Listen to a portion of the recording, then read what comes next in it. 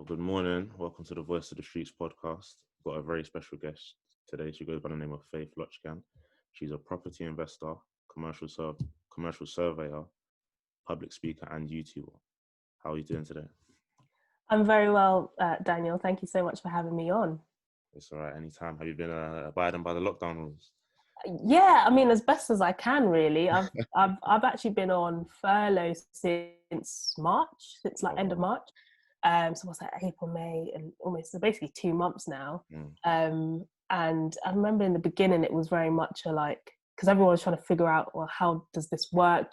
Can we still, go out and things like that? And now it's slightly lifting a little bit. So I've been out, exercising and going out for my daily walks.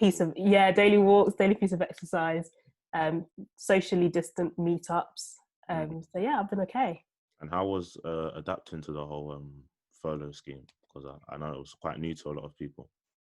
Yeah, I'd never heard of it before. Yeah, so when I was put on furlough, I was a bit like, what does this mean? Does it mean like I have no job now? But it's been okay because I invest in property.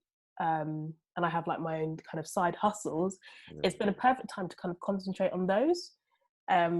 So it's actually been a little bit of a blessing, I'd say. Yeah, that's the way I looked at it as well after a while. Because at first it was a bit like, oh, this is a bit boring, nothing to do. But we've actually been given a lot of free time to ourselves to focus on other things that we couldn't maybe have had time to focus on before. Yeah, exactly. That's all right, though. So could you explain to me I think I know what a property investor is, but could you explain what a commercial surveyor, what your job role is and what you do, please? Yeah, so surveying, it's quite a wide industry. I am specifically a commercial surveyor. So a surveyor can do most things. So if you think about in the property sense, if you think about when you want to buy a house, you'll probably get someone to come round and value the property. The bank or whoever you're borrowing money from will have their valuer go out and assess, what the market value of the property is. So that's one thing that a surveyor could do. Another thing a surveyor could do is actually sell that property. So as chartered surveyors, you essentially have remit to buy and sell properties, both commercial and residential. What I do in my day-to-day role, I buy and sell office buildings, so across central London, both for investment purposes, but also for development purposes. So, for example, the last building I sold was a court building, Blackfriars Crown Court. So I sold that for 64.25 million. That's a very big number. Yeah. What's interesting is that is considered a small number in my world. Wow. But yeah, so that's what I do as in my role as a surveyor. But there's just there's a lot more to it as well. You could be a building surveyor, so you could specialize in understanding the makeup of a building, understanding structure of buildings and things like that. You could also be what we call a quantity surveyor, which is someone that looks at the cost of building and how much it costs to develop stuff. Or you could be a residential surveyor and just work with residential properties. So there's a wide range of things you can do. Yeah, and how has the coronavirus impacted the whole commercial in terms of buying and selling office buildings?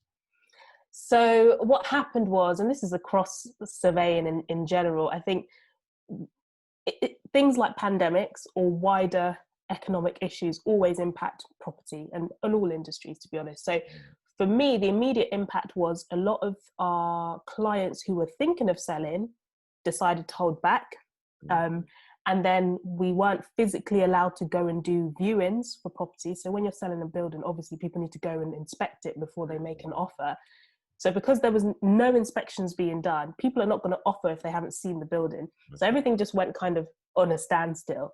And then what's happened is at sort of the more estate agent level, you're seeing estate agents changing to start doing virtual viewings to try and pick the market up a bit. And then the government obviously lifted lockdown restrictions for estate agents a few weeks ago to try and get the housing market moving again. But it was a bit of a standstill.